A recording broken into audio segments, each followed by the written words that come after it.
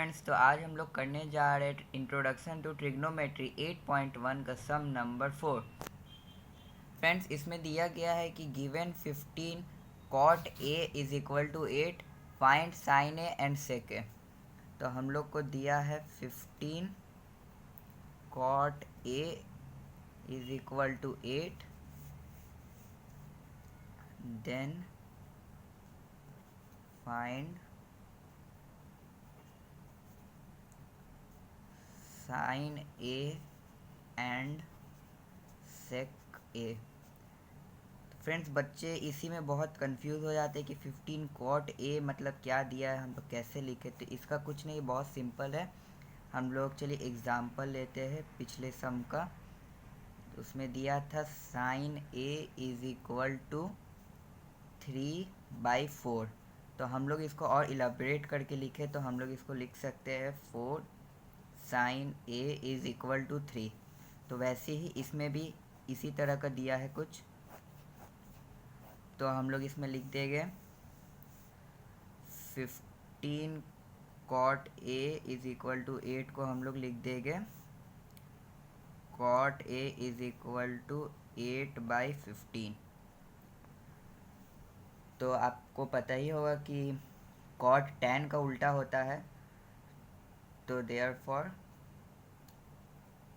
Cot A is equal therefore, या also भी आप लिख सकते हैं, also cot A is equal to, आपका tan होता है p/b, तो आपका कॉट हो जाएगा उसका उल्टा b/p। तो therefore 8/15 is equal to b/p। और हाँ फ्रेंड्स, जब भी ये सब स्टार्ट किए तो आप पहले एक राइट एंगल ट्रायंगल ज़रूर बना लीजिएगा। मैं नहीं बनाया तो चलिए यहाँ बना ले रहा हूँ।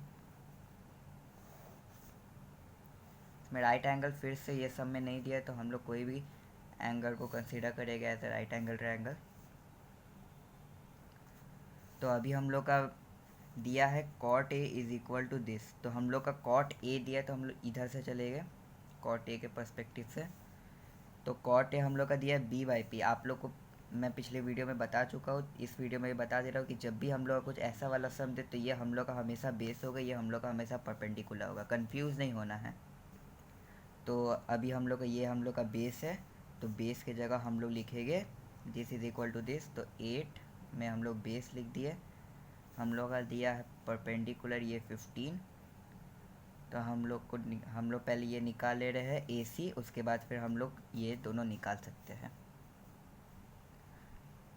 तो चलिए फिर हम लोग निकाल ले रहे हैं।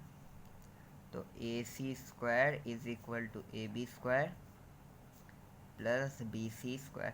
बहुत स्कूल्स में ये भी देता है कि BC² is equal to this minus this, तो वो उससे बच्चे बहुत कंफ्यूज हो जाते हैं। तो इसीलिए ये वाला आप याद रखिए। अगर आपको इसमें सपोज़ आपको AB² निकालना है तो कुछ नहीं, इसको इधर ले आइएगा, तो फिर आपका हो जाएगा AC² minus BC² is equal to AB²। वैसे अभी हम लोग को वो नहीं दिया, अभी हम लोग को दिया AC² निकालने के लिए, तो हम लोग उसी पे फोकस करेंगे। आप लोग x भी ले सकते हैं, पर मैं AC² ही लिख रहा हूँ। इज इक्वल टू 8 का square plus 15²। AC² is equal to 64 plus 225।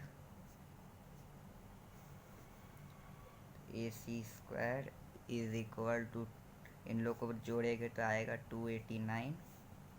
तो AC इज इक्वल टू 17 का स्क्वायर होता है आपका 289।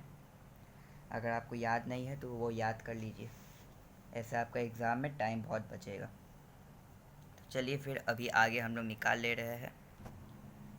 साइन ए हम लोग का होता है p/h इज इक्वल टू, तो हम लोग का यहाँ पे आगे AC हम लोग का आगे 17।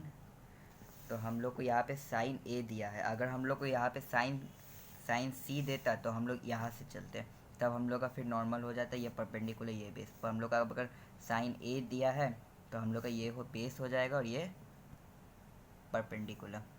तो चलिए अभी हम लोग का परपेंडिकुलर अभी हम लोग का यही है तो यहाँ पे आ जाएगा sine A is equal to 15 by H हम लोग का निकल गया था 17, तो यहाँ पे हम लोग का आ जाएगा 17। वैसे ही हम लोग को और दिया है सेक ए निकालने के लिए, तो हम लोग यहाँ पे सेक ए भी निकाल ले रहे हैं। Sec A is equal to H by B. Sec हम लोग का होता है कॉस का उल्टा, तो कॉस हम लोग का होता है बी बाई एच, तो हम लोग का सेक हो जाएगा एच बाई बी। तो एच हम लोग का आ गया था यहाँ पे ए सी इज इक्वल टू 17, तो ये हो जाएगा 17 बाई बी हम लोग का है 8, बी हम लोग का यहाँ पर है 8, तो ये हम लोग का पहला आंसर, ये हम लोग का दूसरा आंसर निकल गया। होप आप लोग को ये वीडियो अच्छा लगा होगा। अगर अच्छा लगा हो तो लाइक कीजिए, कमेंट कीजिए और शेयर कीजिए। Thanks for watching.